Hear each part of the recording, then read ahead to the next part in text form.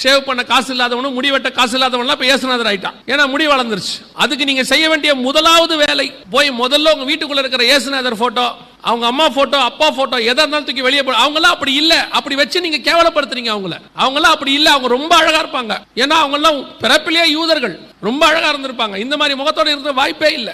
இந்த சாப்பாட்டு டைனிங் டேபிளுக்கு மேல இயேசுநாதர் 12 சீஷரோட உட்கார்ந்து இருப்பார். அதுவும் டைனிங் டேபிளுக்கு மேலதான் இருப்பாரு. என்னன்னு கேட்டா பந்தி இருந்தாராமா.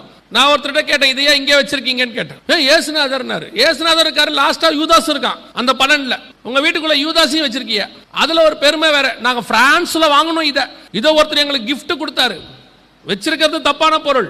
எப்பொழுது நீங்கள் வைராகியமாய் சுத்திகரிக்கிறீர்களோ உங்கள் சந்ததிகளை காப்பாற்றுகிறீர்கள் என்ற அர்த்தம். உங்கள் சந்ததிகள் வஞ்சிக்கப்படாம இருக்கும். 30 வருஷத்துக்கு முன்னாடி அப்படித்தான் நம்ம இருந்தோம். நம்ம வீடுகள் எல்லாம் இயேசுநாதர் போட்டோவும் கிடையாது, எதுவும் கிடையாது. குடும்ப ஜெபத்துல பாட்டு பாடி வசனம் வாசிச்சு ஒரு ஜெபம் பண்ணிட்டு இருந்தோம். இப்ப எல்லாரும் வேற மாதிரி ஆயிட்டோம்.